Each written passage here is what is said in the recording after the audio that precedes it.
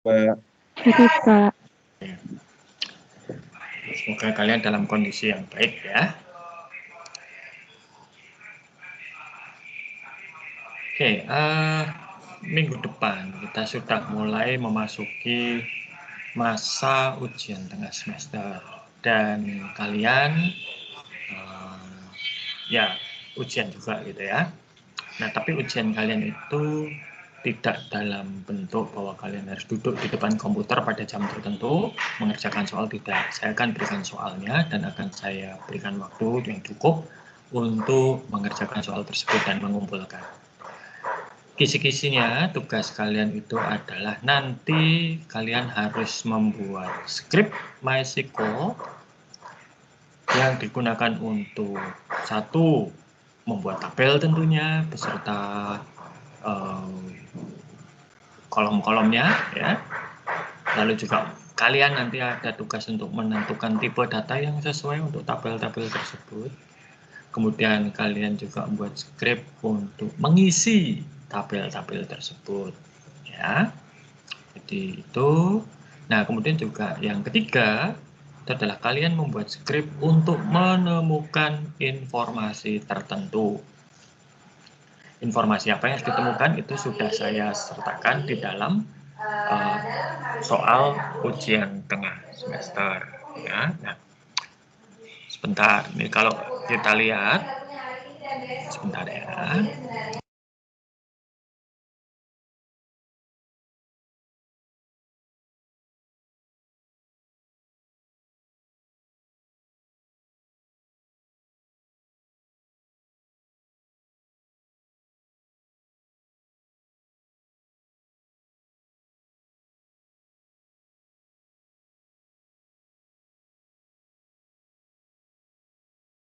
Oke, sorry.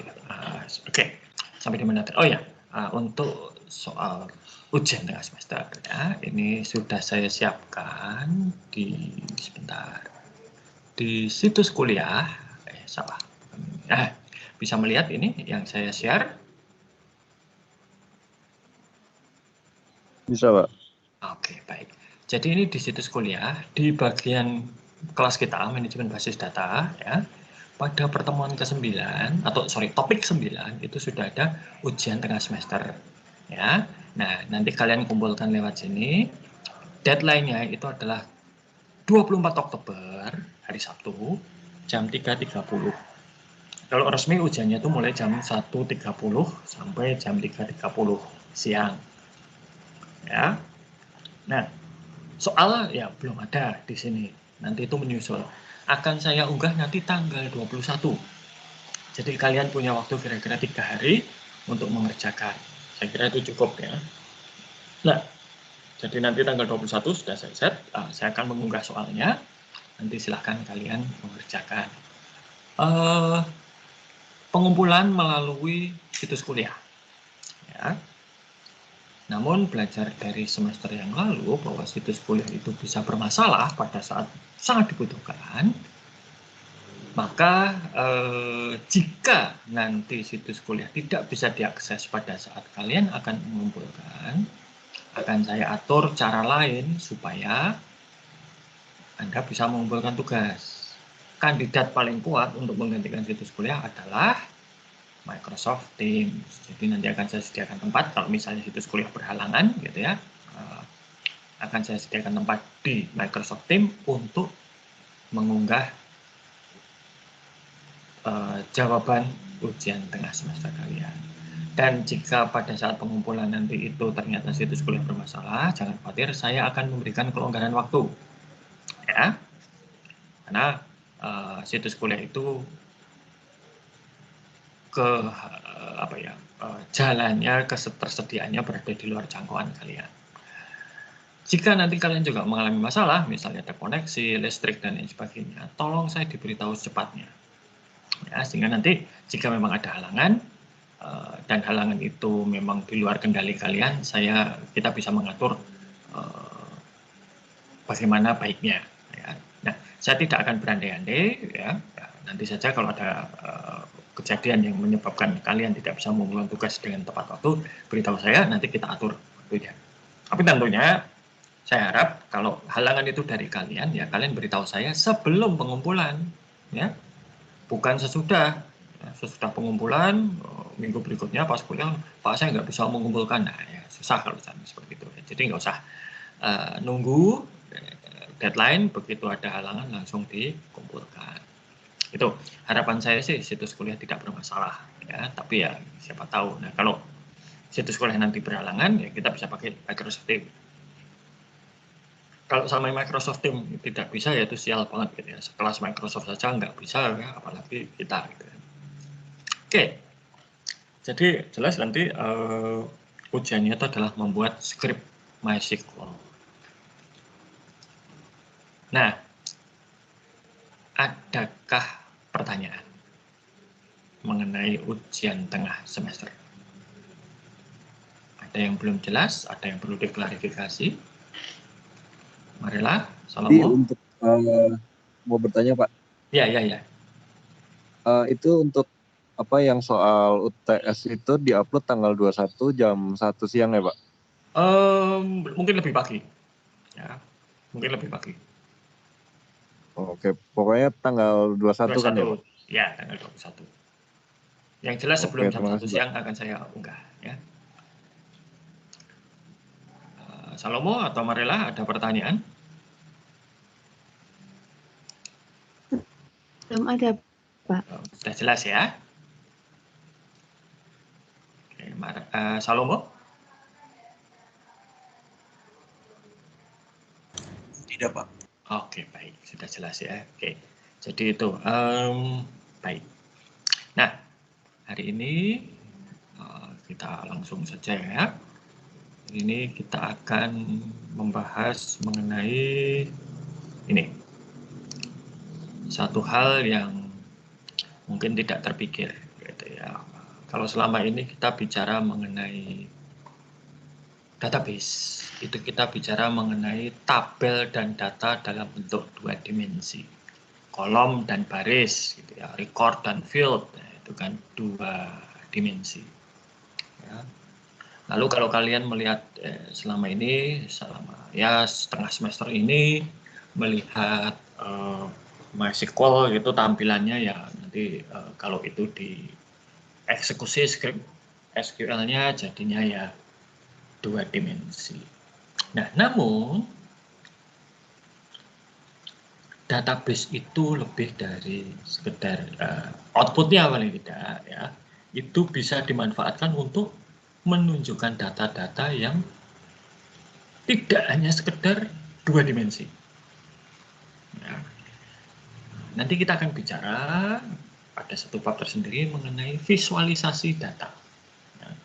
Kalau kalian pernah mendengar ada istilah data science, big data, ya, data analitik, business intelligence, dan lain sebagainya, salah satu kekuatan dari semua yang saya sebutkan tadi itu adalah pada visualisasi data.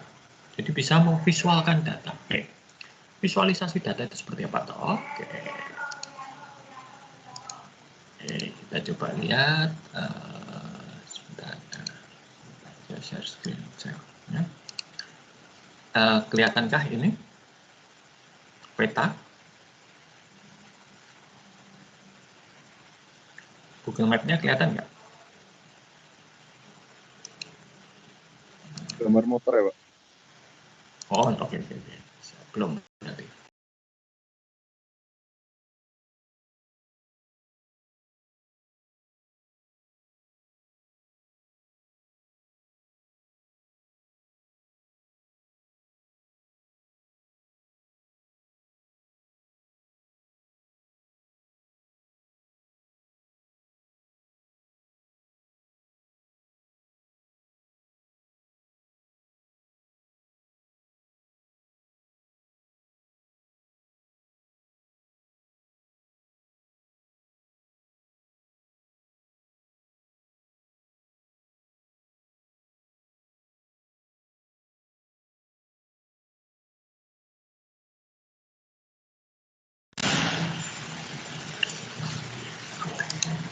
Oke, bisa mendengar suara saya? Bisa Pak. Oke, ini tadi crash Microsoft Teams. Nah, ini bisa melihat ini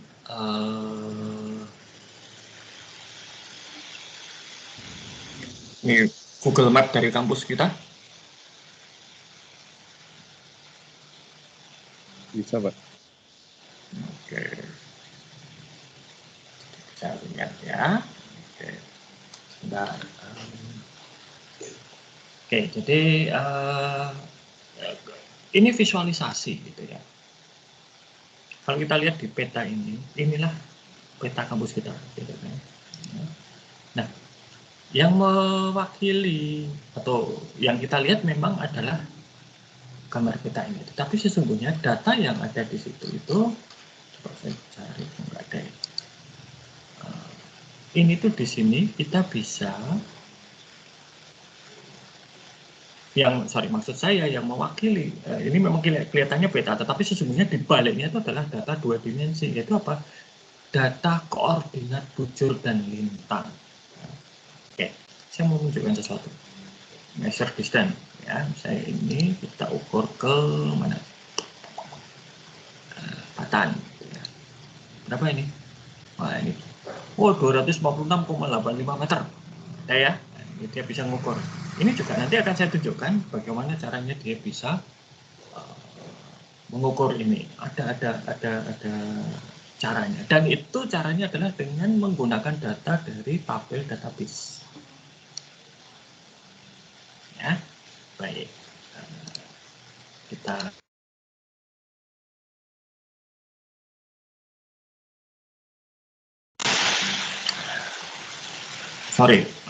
tadi terpencet. Bisa mendengar saya ya? Bisa, Pak. Maafkan saya, ini sedang ada masalah. Oke, nah ini kita kembali. Jadi kita sekarang akan bicara mengenai data yang sifatnya spasial dan temporal. Spasial itu berkaitan dengan ruang, ya tadi peta itu spasial. Temporal itu berkaitan dengan waktu. Nanti kita lihat ya waktu itu seperti apa. Tapi kurang lebih sama. Nah, apa toh data spasial dan temporal ini?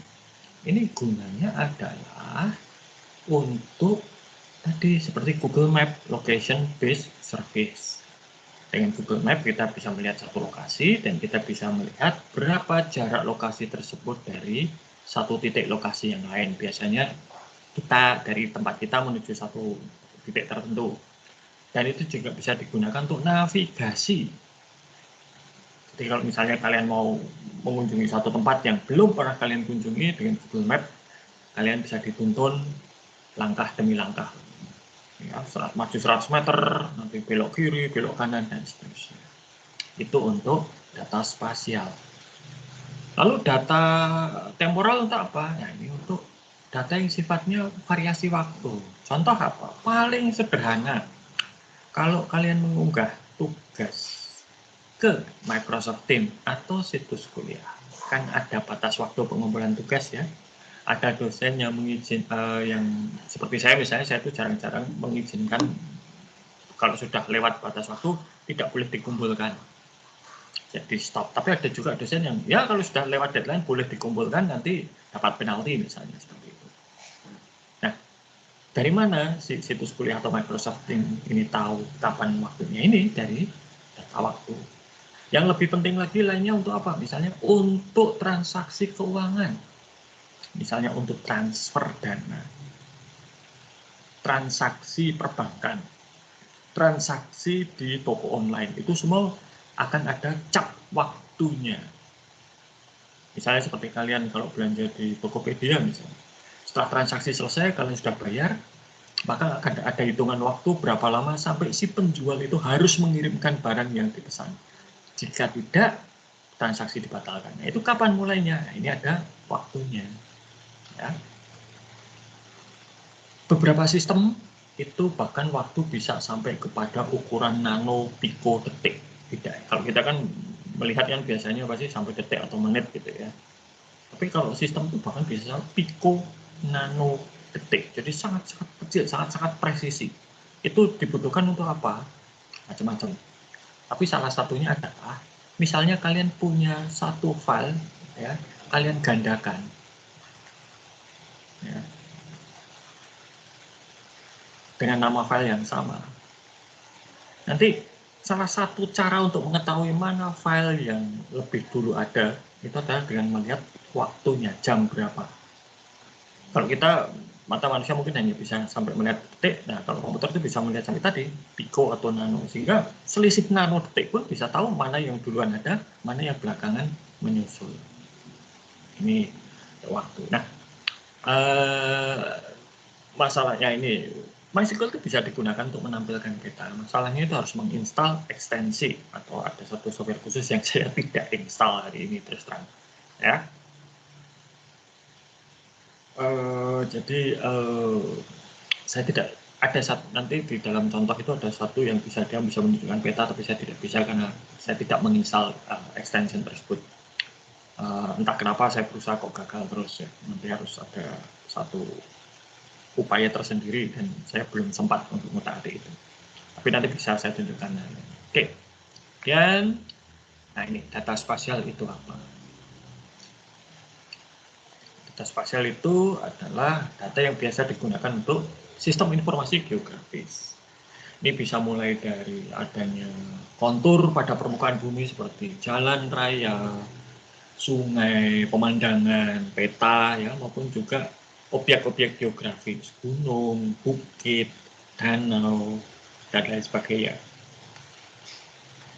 Nah, tipe data spasial yang secara generik itu ada tipe point, ini dimensinya 0, ada garis, dimensinya 1, maupun wilayah, dimensinya 2. Point itu misalnya pemandangan,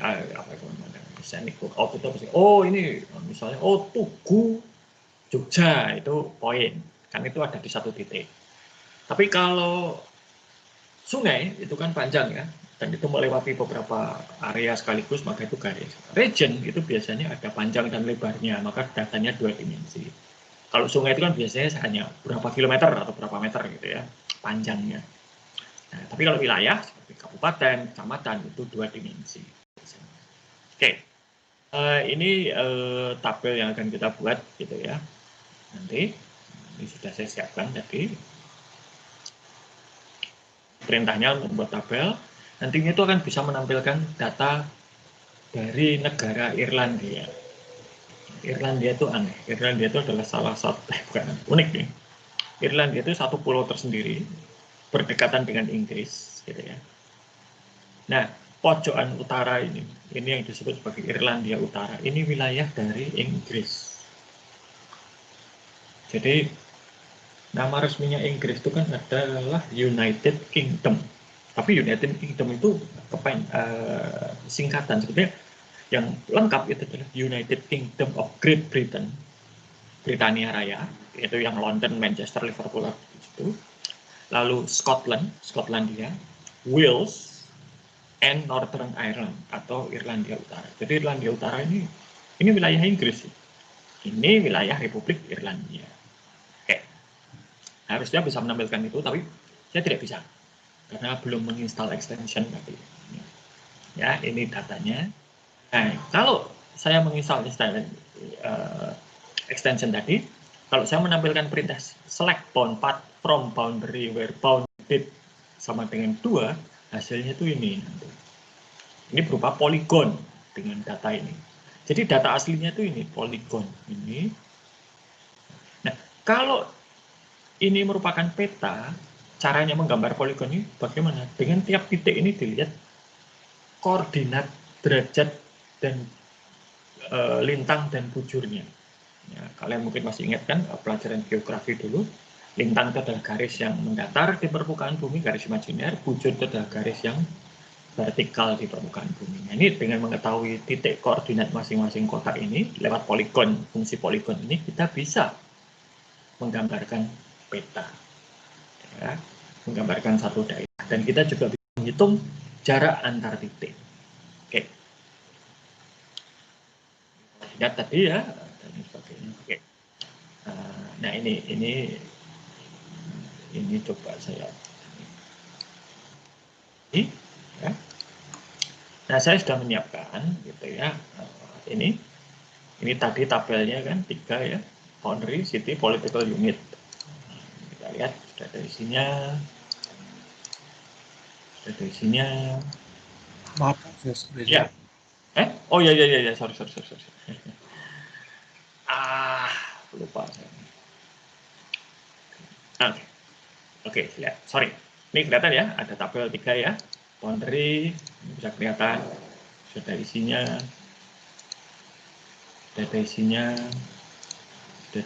Nah, ini tadi yang blok-blok itu harusnya diisi dengan dia mengambil data dari peta, tapi karena saya tidak punya, nggak bisa muncul. Oke. Kalau kita, ini perintahnya ya, select ST area, bound path 1406, S area, dan lain seterusnya. Ya. Ini kalau dieksekusi hasilnya apa? Kita lihat. Nah, hasilnya adalah apa? Luas wilayah Republik Irlandia itu berapa? 71.706 km persegi. Jadi dengan kita melihat dari titik-titik batas Irlandia, koordinat batas Irlandia tadi, kita bisa menghitung luas wilayah Irlandia itu berapa kilometer persegi. Jadi menghitung luas wilayah itu asal kita tahu koordinat titik-titik batasnya. Kita bisa menghitung hanya dengan 4 baris perintah SQL ini. Ya. Ini kuncinya kita harus tahu titik-titiknya. Oke. Lagi ya, yang lainnya. Nih, misalnya ini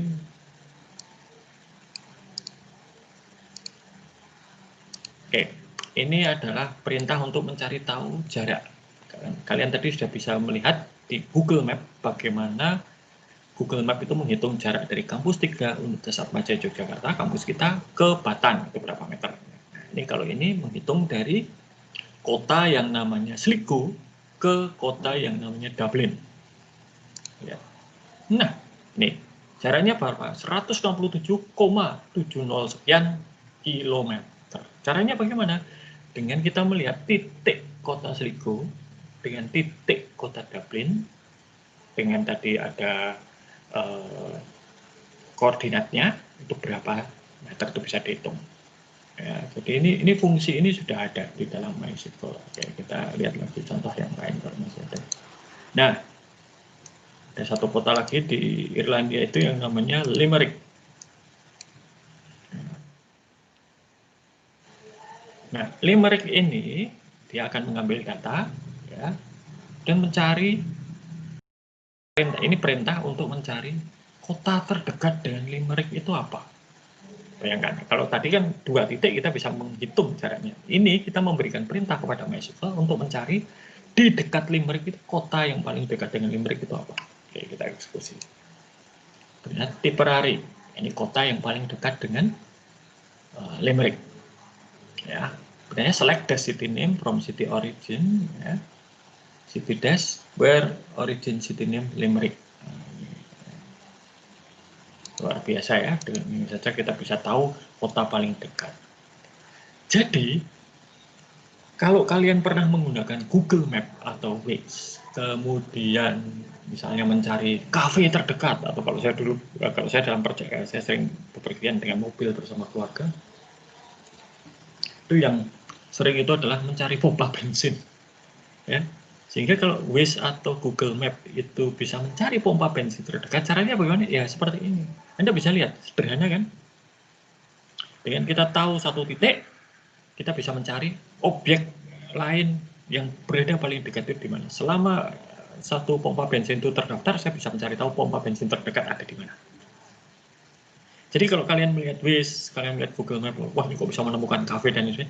Perintahnya hanya 1, 2, 3, 4, 5 baris ini saja. Ya tentunya datanya harus ada. Kalau datanya belum ada ya nggak bisa, gitu kan. Nah, ini maka perusahaan pemetaan seperti Garmin, Google sendiri, Microsoft punya sendiri, Apple punya sendiri, yang paling mahal itu adalah data petanya. Indonesia juga punya itu peta lengkap Indonesia itu yang dibuat oleh namanya Badan Geospasial. Badan Geospasial ya, kayaknya Geospasial. saya lupa namanya. Tapi ada itu. Dan mereka itu menjual peta tersebut dengan tingkat akurasi yang berbeda-beda. Kalau kalian ingin akurasi sampai kabupaten, harganya lebih murah daripada akurasi sampai kecamatan. Lebih murah lagi daripada kalau nanti detail sampai ke kelurahan atau desa. RT RW pun ada mereka. Gitu ya. Jadi ini juga ini satu perintah lagi, contoh ya, sebentar. Ini mencari kota yang paling barat di Irlandia. Wah, ada dua ternyata, Galway dan Limerick. Nah, kalau kalian penggemar Ed Sheeran itu kan dia punya lagu yang judulnya Galway Girl ya. Karena Galway Girl itu karena Galway itu satu kota. Galway dan Limerick. Jadi bisa mencari yang terdekat, paling barat, paling timur, paling tengah gitu ya, jaraknya berapa kilometer dan seterusnya. Ini. Nah, jadi memang kuncinya kemudian adalah ya, kita harus punya datanya. Kita harus punya data peta, kita harus punya data koordinat, derajat bujur dan lintang, kita harus punya data objek geografis apa saja yang ada di satu daerah, gitu ya. Nah, pendekatan yang dipakai banyak pembuat peta itu juga macam-macam. Ada yang seperti yang dilakukan oleh Google Maps, Waze maupun namanya Open Street Maps. Itu adalah dengan cara crowdsourcing. Seperti kalau kalian pakai Google Maps, kalian melihat misalnya ada jalan ditutup, kalian bisa melaporkan jalan tersebut ditutup. Itu Waze ya. Waze dan Google Maps sekarang sama karena itu dimiliki oleh Google. Kalian bisa melaporkan satu jalan ditutup. Kalian bisa melaporkan ada kecelakaan. Kalian bisa melaporkan misalnya mengunjungi restoran, restorannya sudah nggak ada, itu bisa dilaporkan. Nah, nanti datanya itu akan diupdate sesuai dengan laporan. Ya tentunya ada verifikasi. Saya pernah lapor itu setelah setelah Lebaran dari arah Pakunengratan itu menuju ke Jalan Magelang itu harusnya bisa terus lalu belok kanan, ternyata nggak bisa.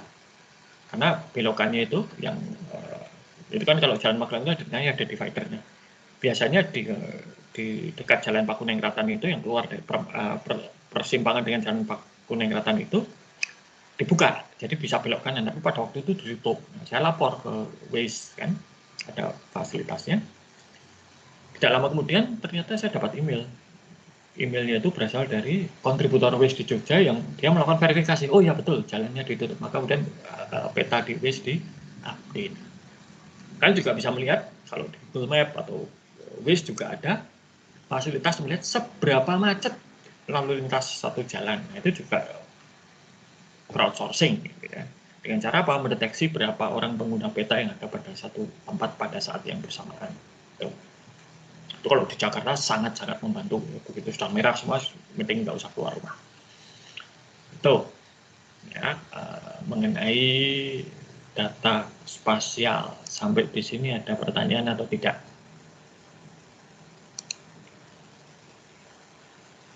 Stephen? Kalau mau, Marilla? Oke, baik. Nah, kita lanjutkan sekarang dengan data temporal. Ya. Data temporal itu biasanya digunakan untuk apa toh? Untuk satu waktu transaksi. Jadi seperti ngecap jam berapa satu transaksi itu atau data itu dimasukkan. Ya. Jadi nanti bisa ketahuan. Ini kemarin sangat berguna ketika pada saat KRS online itu hari pertama banyak mahasiswa yang mengeluh kepada para dosen pembimbing akademik. Pak, Bu, saya tidak bisa masuk, saya tidak bisa login, saya tidak bisa nyetor dengan panik. Nah, Bapak Ibu dosen pembimbing akademik juga kemudian ya karena kasihan dan lain sebagainya juga memperhatikan kelangsungan perkuliahan anak bimbingan akademiknya, dan mereka menghubungi fakultas. Oleh fakultas kemudian dilihat kenapa tidak bisa login. Banyak kasus, saya tidak mengatakan semuanya, tapi banyak kasus ternyata mahasiswa-mahasiswa yang bermasalah ini adalah mereka belum bayar SPP tetap. Nah, kalau belum bayar SPP tetap tidak bisa login. Ya kan? Lalu, saya nggak tahu bagaimana. Ada satu kasus, fakultas memberitakan pada dosen yang bersangkutan, Bapak atau Ibu, ini mahasiswanya belum bayar. Gitu kan. Lalu, Bapak Ibu dosen itu menyampaikan pada mahasiswa bimbingannya. Mahasiswa bimbingannya nggak tahu ini kayak agak nggak jujur juga. Dia mengatakan, oh sudah kok, gitu kan, sudah, gitu kan. Nah, lalu akhirnya diminta bukti. Nah, di bukti transaksi itu kelihatan. Jadi KRS mulai Senin, anak itu bayarnya juga hari Senin. Ya nggak bisa juga kan. Ya, butuh proses supaya pembayaran itu bisa masuk. Nah ini, maka bukti-bukti transaksi itu biasanya ada timestamp, cap waktu kapan data transaksi itu dimasukkan secara utuh. Masih ingat ya, kalau kita bicara mengenai transaksi, ya, di mana transaksi itu artinya semua transaksi database, ya, semua data harus dimasukkan, diupdate, baru kemudian itu bisa dibuat permanen kalau tidak fallback. Lalu juga validitas waktu, kapan satu waktu itu valid atau tidak, ini biasanya terkait dengan deadline dan lain sebagainya. Nah, bagaimana semua orang di dunia ini bisa memiliki patokan waktu yang sama? Kalau Anda masih ingat pelajaran geografi Anda dulu, di dunia ini ada standar waktu yang disebut sebagai GMT, Greenwich Mean Time. Di mana Greenwich Mean Time itu dianggap sebagai titik nolnya. Indonesia, waktu Indonesia Barat itu adalah GMT plus 7. Jadi kalau kita jam 7 pagi di Greenwich sana jam 12 malam. Sekarang di era digital ini standar waktu itu menggunakan namanya UTC. Nah, saya agak lupa UTC itu singkatan apa gitu ya. Tapi ada itu.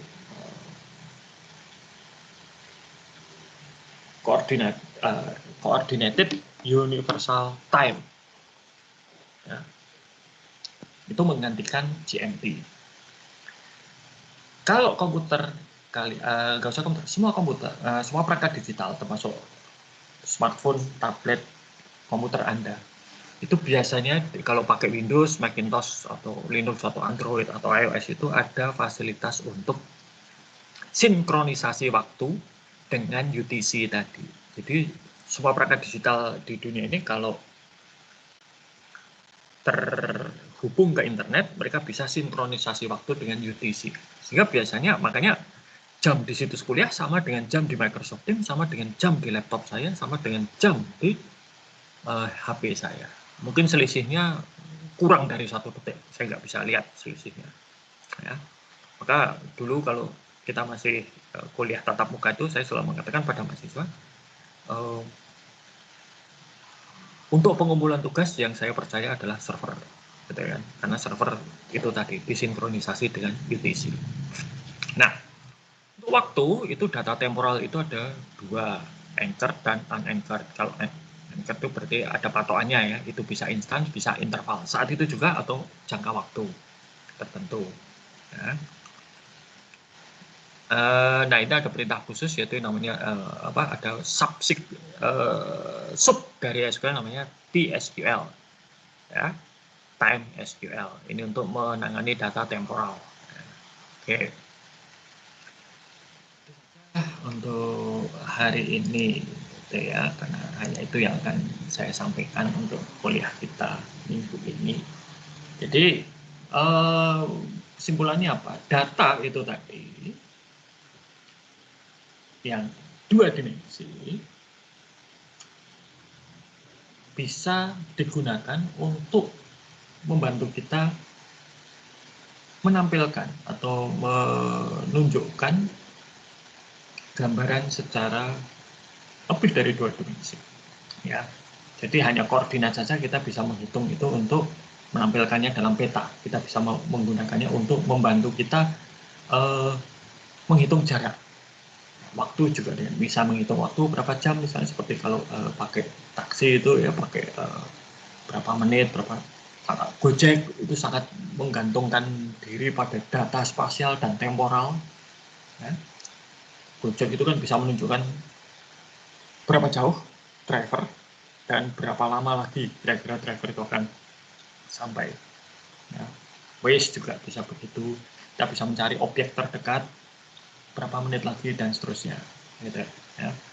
Nah, hanya masalahnya kalau Waze itu kan sering, kalau saya terutama dulu ketika ada kemacetan, gitu ya. Di Jakarta itu kan sering melihat sampai tujuan kira-kira berapa menit. Nah, itu kok kayaknya nggak sampai-sampai dari tadi 30 menit terus. Nah, ini biasanya terjadi karena apa? Informasi mengenai kemacetan itu berubah-ubah, ya, dinamis. Ya. Kayak tadinya tidak macet jadi macet, nah itu akan menambah waktu. Oke, sampai di sini dulu. Ada pertanyaan tidak? Stephen, Salomo, Marela?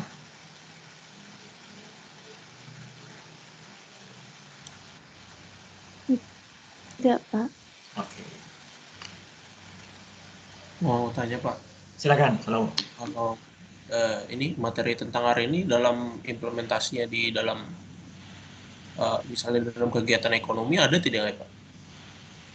Ya, kamu sudah lihat Gojek kan? Ya, Nah, ya itu. Gojek tadi kan saya sudah katakan, Gojek itu menggunakan data temporal dan spasial dengan sangat intensif. Setiap kali dia menggunakan peta itu dia sudah menggunakan data spasial.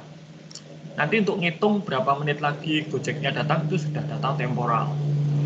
Untuk menghitung tarif, menghitung berapa potongan harga. Kamu mengamati nggak, Salomo, kalau Gojek itu, layanan Gojek itu, kalau sekarang mungkin nggak kelihatan, kemarin sebelum pandemi mungkin bisa kelihatan, pada jam-jam tertentu itu mereka lebih mahal daripada jam-jam yang lain. iya. Nah, itu data temporal itu. Mereka tahu jam-jam tertentu itu jam-jam sibuk, maka tarifnya dinaikkan. Itu kalau untuk bisnis. Sudahkah menjawab pertanyaanmu? Oh, oke Pak. Oke, baik. Oke. Ada lagi pertanyaan? Stefan mungkin? Belum, Pak. Oke, sudah kalau begitu. Oke, saya kira sampai di sini saja ya. Selamat belajar untuk ujian tengah semester. Semoga hasilnya baik untuk semua mata kuliah yang kalian ikuti. Ya, tetap jaga kondisi dan kita bertemu lagi nanti setelah masa ujian tengah semester. Ya. Selamat siang. Masih ada lagi Pak. Oh ya, gimana? Materi itu yang kita baca dari lecture berapa ya Pak? 1 sampai Semua yang tentang MySQL saja. Oh ya Apa masih. tentang SQL saja. Karena kalian tugasnya nanti membuat SQL sih. Dan tipe data segala macam itu. Ya. Berarti sampai topik 6 aja ya. Ya. Dan ini open book loh ya. Iya Pak. Oke. Ujiannya mau 3 hari kok waktunya. Ya. Ya. Oke. Kasih. Sudah. Pertanyaan tetap boleh diajukan melalui Microsoft Teams ya. Oke, sampai jumpa lagi. Makasih Pak.